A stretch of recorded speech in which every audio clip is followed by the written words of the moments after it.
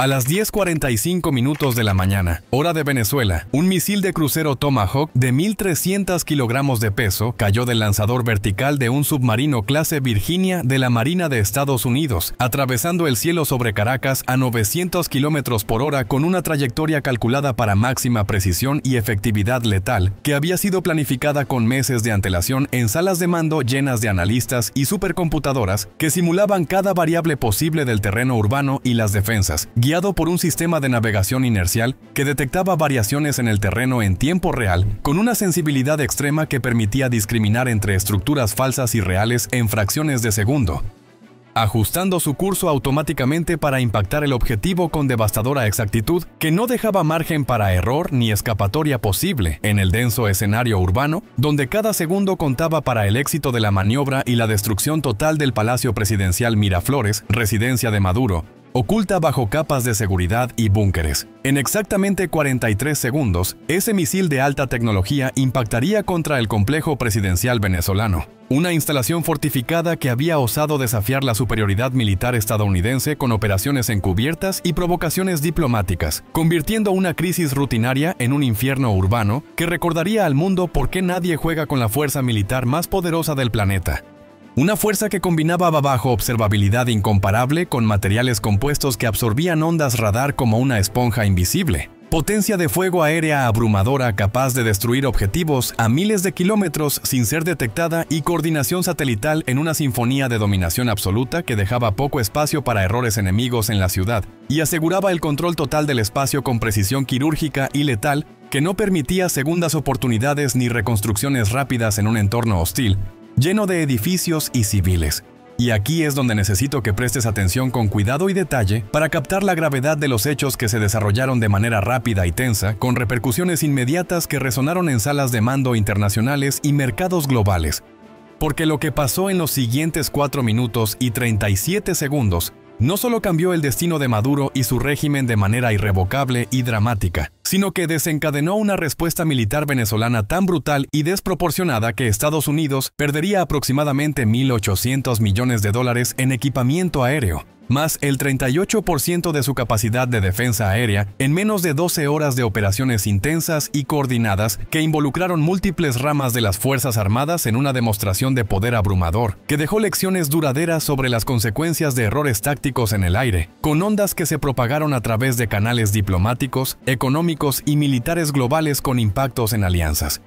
Pero déjame retroceder un poco para contextualizar con mayor profundidad y explicación, paso a paso, que incluye antecedentes históricos, motivaciones políticas subyacentes y la inteligencia recolectada por múltiples fuentes como satélites y agentes encubiertos, porque para entender cómo llegamos a este punto crítico que marcó un antes y un después, en las tensiones regionales, con impactos diplomáticos y económicos que afectaron alianzas internacionales y precios del petróleo con subidas, necesitas conocer la serie absolutamente increíble de errores de juicio, malentendidos tácticos y, francamente, arrogancia pura que llevó al comandante venezolano a tomar posiblemente la peor decisión de su carrera militar: ordenar una provocación aérea contra un grupo de portaaviones estadounidense que técnicamente no había violado espacio aéreo venezolano, ni mostrado intención hostil alguna en su navegación pacífica y rutinaria, que seguía protocolos internacionales establecidos para evitar conflictos en zonas disputadas con reclamos históricos. ¿Cómo demonios alguien llega a la conclusión de que esto es una buena idea en un mundo interconectado donde las consecuencias diplomáticas y militares son inmediatas y escalables a niveles impredecibles, con repercusiones globales que podrían afectar alianzas como la OTAN y comercio marítimo con interrupciones en rutas clave? Pues déjame contarte por qué la historia es fascinante en su estupidez aparente, pero revela lecciones profundas sobre presiones internas que nublan el juicio con sesgos emocionales y nacionalistas exacerbados por narrativas internas de soberanía amenazada.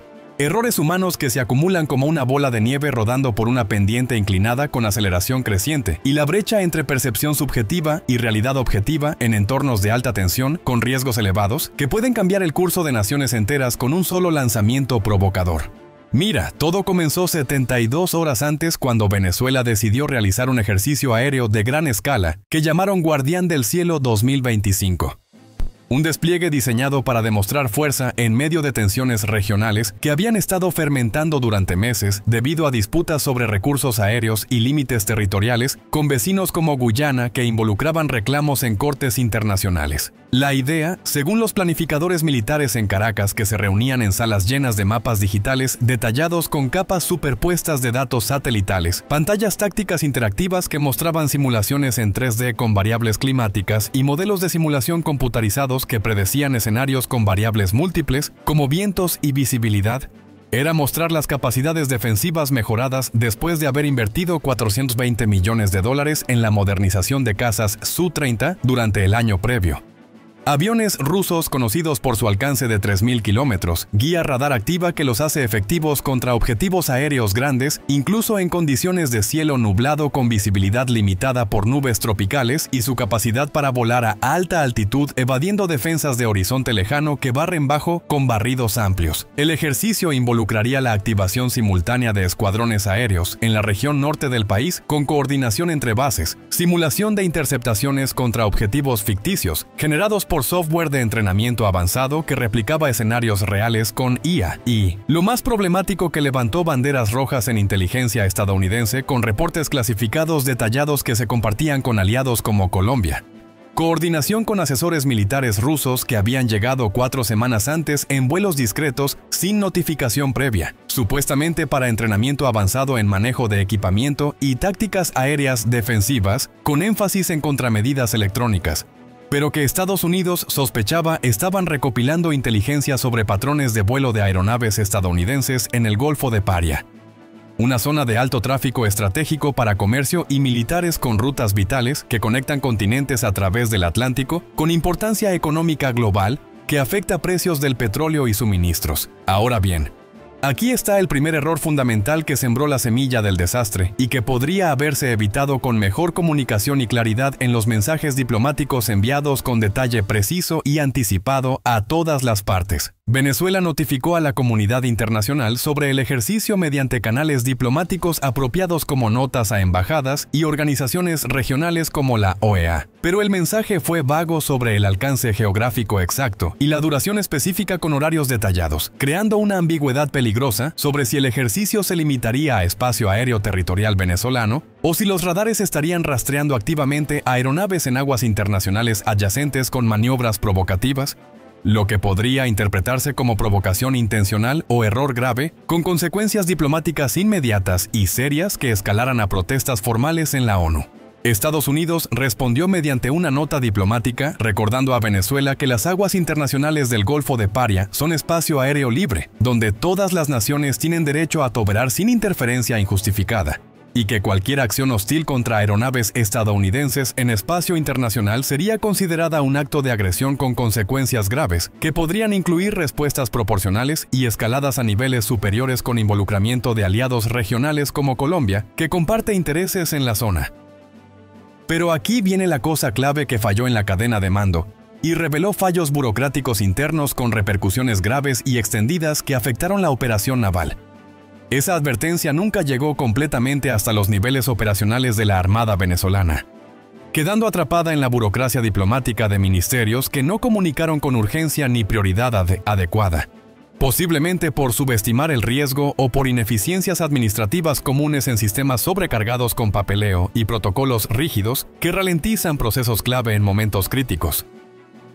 El almirante Miguel Torres, comandante del escuadrón naval estacionado cerca de Puerto Cabello, en una posición elevada para mejor cobertura radar sobre el Golfo con vista panorámica y estratégica sobre el mar abierto con horizonte amplio que permitía detección temprana de amenazas, era un oficial con 22 años de servicio y una reputación de ser extremadamente agresivo en la interpretación de órdenes superiores, con un enfoque en acciones decisivas que demostraban fuerza y determinación. Había sido entrenado en Rusia durante 5 meses el año anterior, en instalaciones cerca de San Petersburgo con simuladores avanzados y escenarios realistas que simulaban combates navales intensos con variables oceánicas como olas y viento.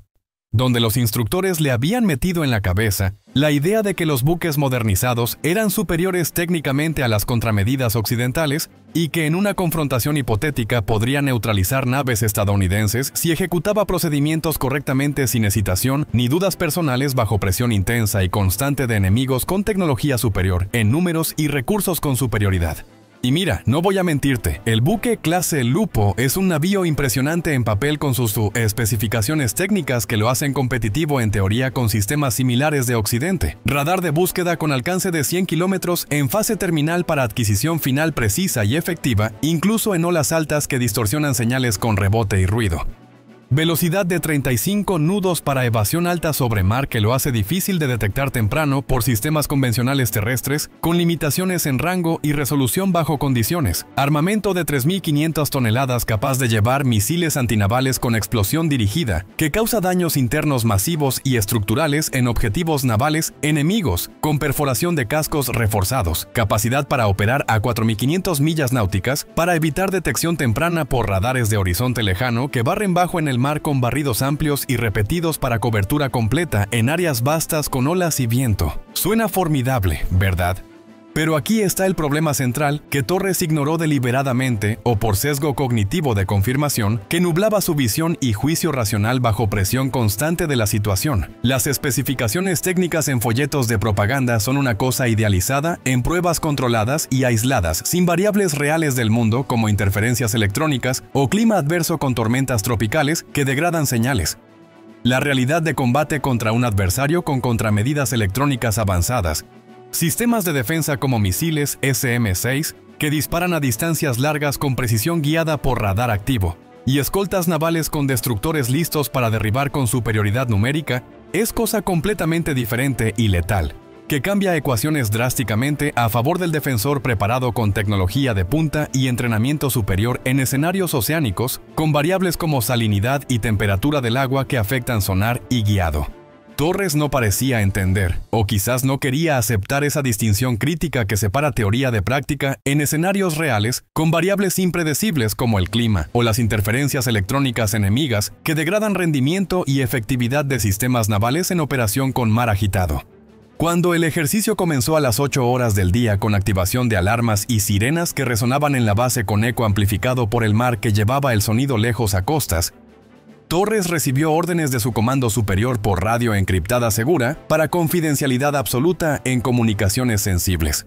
Activar todos los sistemas de radar, rastrear todos los objetivos navales en alcance máximo disponible y simular procedimientos de interceptación contra amenazas hipotéticas generadas para entrenamiento y evaluación de capacidades con realismo para mejorar preparación operativa en condiciones reales. Pero estas son las palabras exactas y esto es crucial para el relato que se desarrolla paso a paso con tensión creciente y dramática que construye suspense.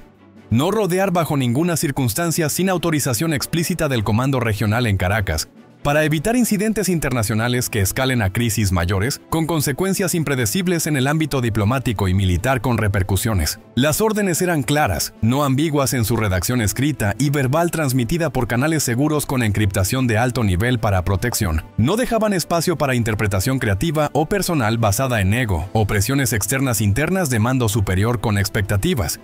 Pero Torres tenía un resentimiento profundo sobre demostrar las capacidades de su nuevo sistema ante escépticos internos en la cadena de mando con dudas constantes sobre efectividad y rentabilidad en combate, especialmente porque los asesores rusos estarían observando y evaluando el desempeño con informes que irían a Moscú para validación y posibles contratos futuros de armamento en un contexto de limitaciones por sanciones internacionales vigentes que restringían accesos. Déjame pintarte la escena para que entiendas la presión psicológica que nubló su juicio y llevó a la catástrofe inevitable con consecuencias en cadena que se propagaron a niveles diplomáticos y militares con ondas expansivas. Torres sabía que el reporte de los asesores rusos volvería a Moscú y potencialmente afectaría futuras ventas de armamento ruso a Venezuela en un momento de sanciones internacionales que limitaban opciones de adquisición y modernización de fuerzas navales con urgencia para paridad regional contra vecinos con alianzas. Sabía que sus superiores en Caracas estaban observando los resultados del ejercicio para justificar las inversiones masivas en sistemas de defensa naval ante el gobierno y el presupuesto limitado por economía en crisis y restricciones financieras severas con inflación rampante. Y francamente creo que parte de él quería demostrar algo personal en un acto de audacia mal calculada y arriesgada, que ignoraba protocolos establecidos con rigor para seguridad nacional y evitación de conflictos mayores. Demostrar que Venezuela no era un país pequeño que podía ser intimidado por presencia naval estadounidense constante en la zona, con patrullas regulares y constantes que monitoreaban movimientos con radares avanzados y drones de vigilancia. Demostrar que las inversiones en tecnología rusa valían la pena pese a críticas internacionales de obsolescencia relativa frente a su occidente avanzado y superior en innovación naval con sistemas integrados. Demostrar que él personalmente era un comandante competente capaz de operar un sistema complejo bajo presión real y tomar decisiones audaces en momentos clave de tensión, con determinación inquebrantable y coraje personal ante adversarios con superioridad numérica.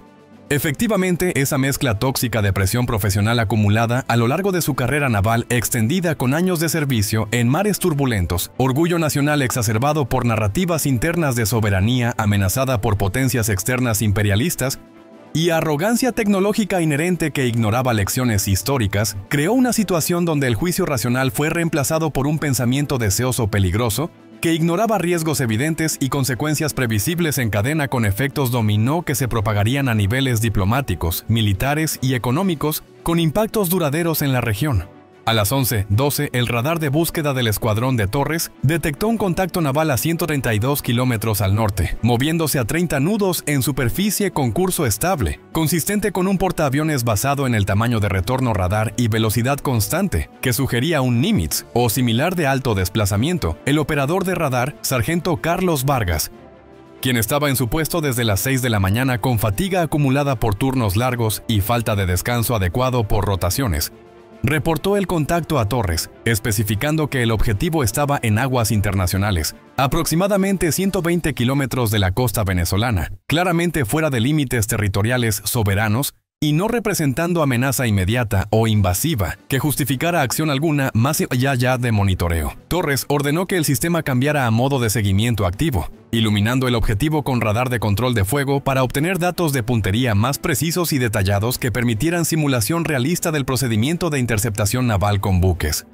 Ahora déjame explicarte qué significa esto, porque es importante para el desarrollo de la narrativa y la escalada subsiguiente de eventos con tensión. Cuando cambias de radar de búsqueda pasivo, que solo recibe señales reflejadas pasivamente, a radar de control de fuego activo, que emite energía potente de manera dirigida, estás básicamente pintando el objetivo con energía electromagnética de alta potencia que permite generar una solución de disparo precisa para guiado futuro. Pero también alerta inmediatamente al objetivo de que está siendo apuntado con un sistema de armas hostil en preparación para posible acción ofensiva inminente que podría escalar. Es equivalente a apuntar un rifle cargado a alguien en una multitud pacífica sin motivo aparente ni justificación clara, generando pánico inmediato y respuestas defensivas automáticas. Técnicamente no has disparado todavía, pero has cruzado la línea de amenaza implícita a amenaza explícita e inminente que provoca respuestas automáticas e inmediatas por protocolo estándar en navegación militar internacional. Ahora imagina estar en el puente del portaaviones USS Theodore Roosevelt, donde el capitán Robert Hayes, con 28 años de servicio naval y experiencia en múltiples despliegues en zonas calientes como el Golfo Pérsico o el Mar del Sur de China con tensiones constantes, supervisa operaciones rutinarias con su equipo de oficiales entrenados y coordinados en turnos para eficiencia máxima. El buque, de 97,000 toneladas de desplazamiento total cargado con combustible, municiones y aviones, con 5,000 tripulantes a bordo, incluyendo pilotos y mecánicos de aviación naval.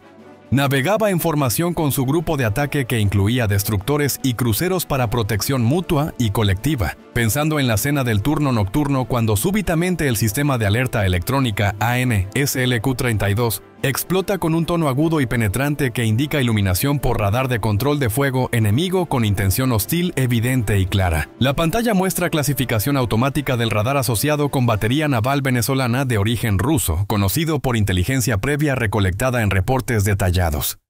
Ubicación aproximada basada en dirección de señal: 42 kilómetros al sur dentro de Venezuela continental en zona costera elevada para ventaja. Hayes sintió la adrenalina inundando su sistema mientras procesaba la situación en segundos con calma entrenada y protocolizada para crisis de este tipo en mar.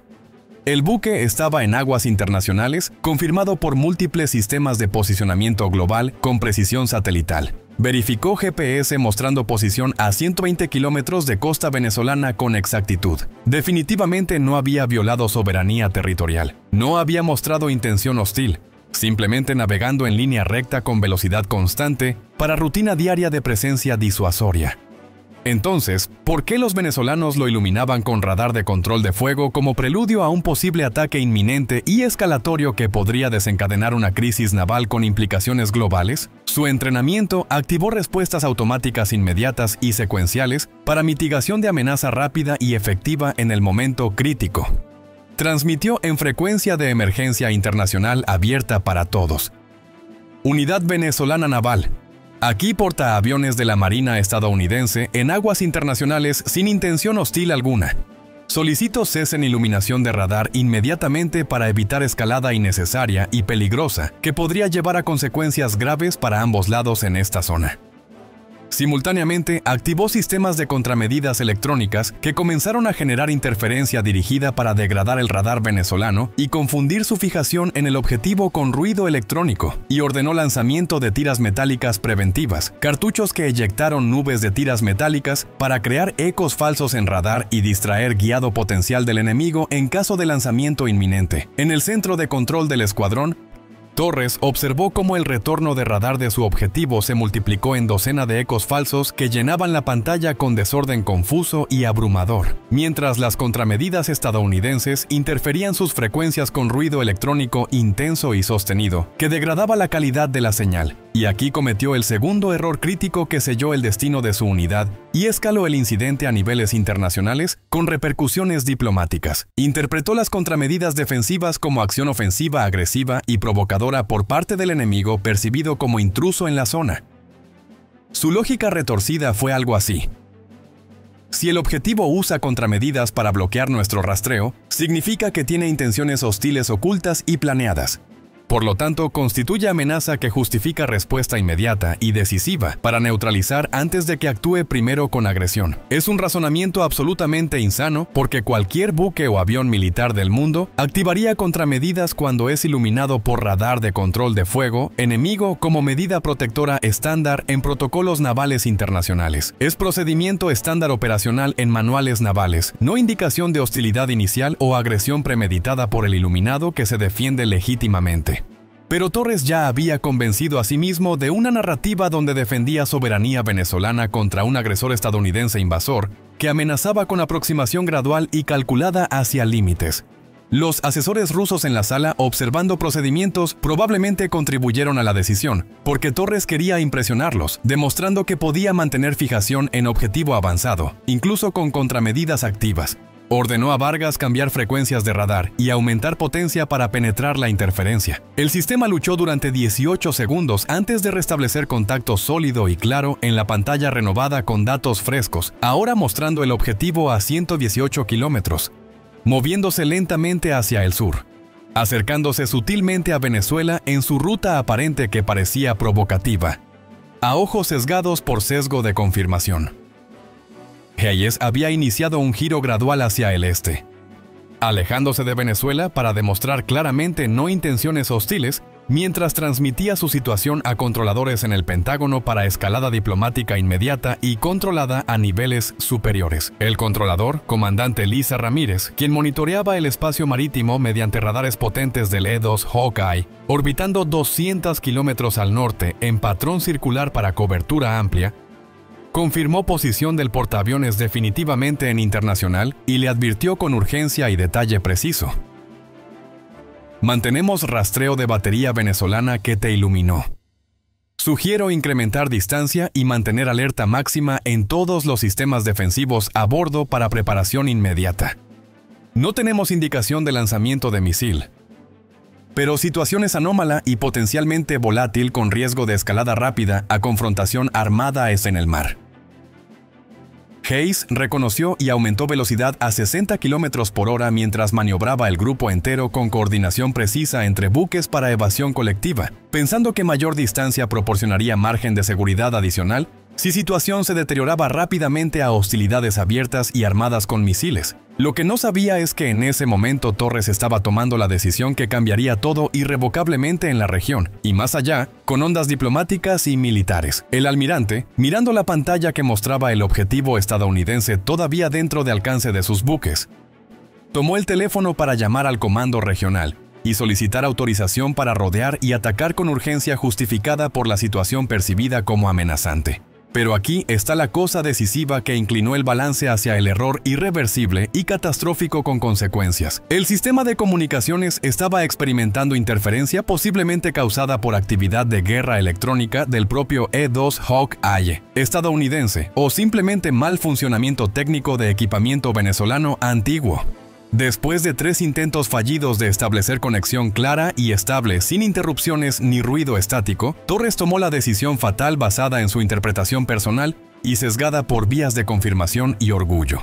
Interpretó las órdenes originales de simular procedimientos de interceptación como autorización implícita para completar secuencia hasta rodeo real si el objetivo mostraba comportamiento hostil según su criterio subjetivo y personal bajo presión. Y él había decidido que las contramedidas calificaban como hostilidad evidente y provocadora que requería acción inmediata para contrarrestar. A las 11:17 minutos, Torres ordenó rodear con voz firme y decidida ante su equipo sorprendido y dubitativo por la orden. Vargas, quien había estado operando el sistema bajo instrucciones directas y estrictas, vaciló por un momento mirando la pantalla que claramente mostraba el objetivo en internacional sin invasión evidente ni agresión.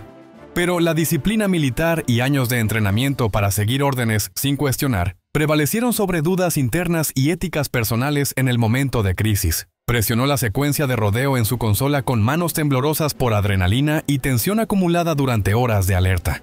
La computadora del sistema naval ejecutó verificaciones finales en microsegundos, confirmando solución de rodeo válida con probabilidad de éxito calculada en 95% basándose en condiciones climáticas, viento, estado de los buques.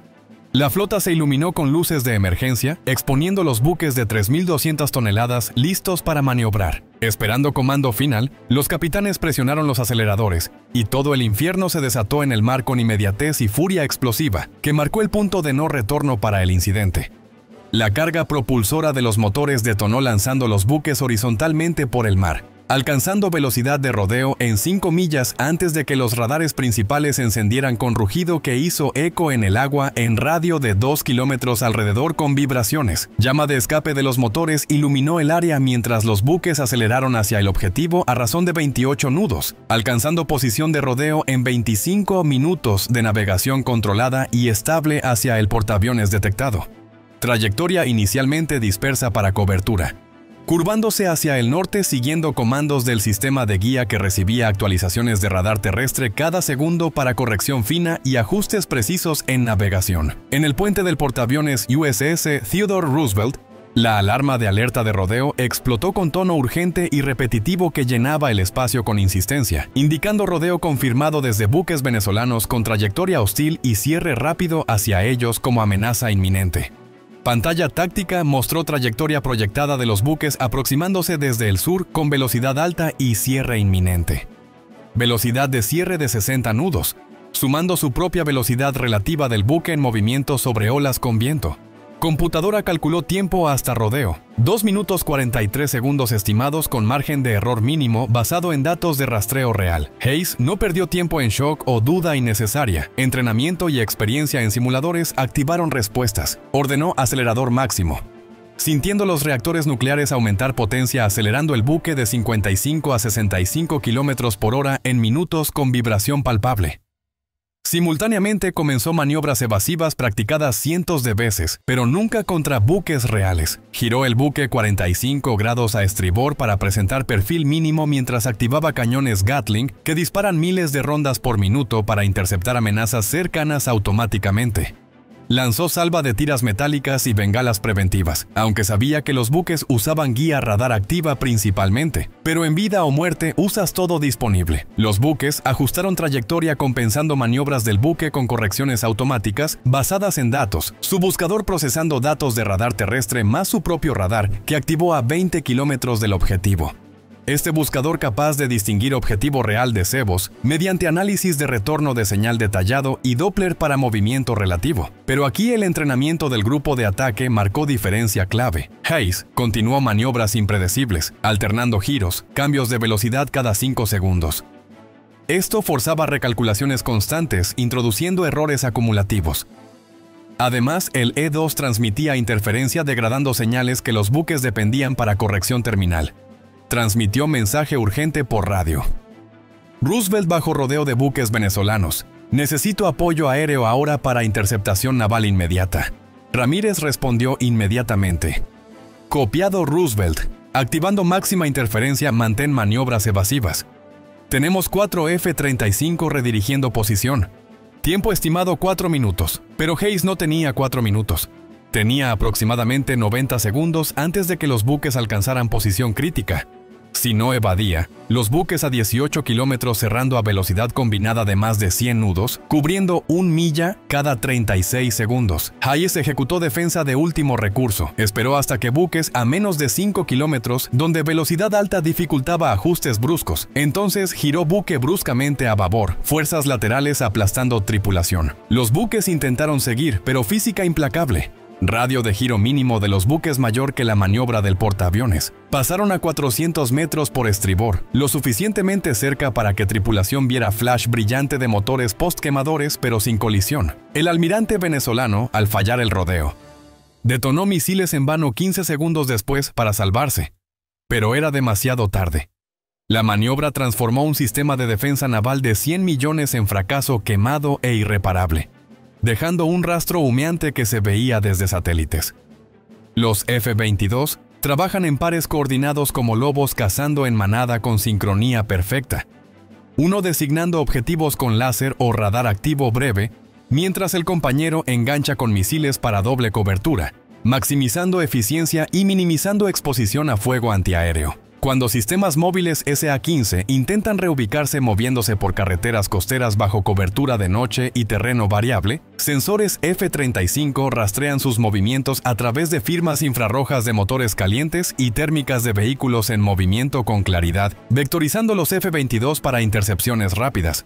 La integración entre cazas de cuarta y quinta generación resulta devastadora en su sinergia combinada, combinando lo mejor de ambos mundos, sigilo y sensores avanzados con robustez y carga útil mayor para operaciones prolongadas. Plataformas sigilosas sirven como sensores invisibles que guían con precisión milimétrica, mientras cazas de generaciones anteriores actúan como tiradores robustos con mayor capacidad de munición y versatilidad en roles. Para las 17:35 la misión de supresión había gastado 31 misiles antirradar en objetivos confirmados por inteligencia, logrando un número igual de radares y sitios de misiles destruidos, dejando huecos masivos en la red defensiva venezolana que no se podían reparar rápido ni fácilmente.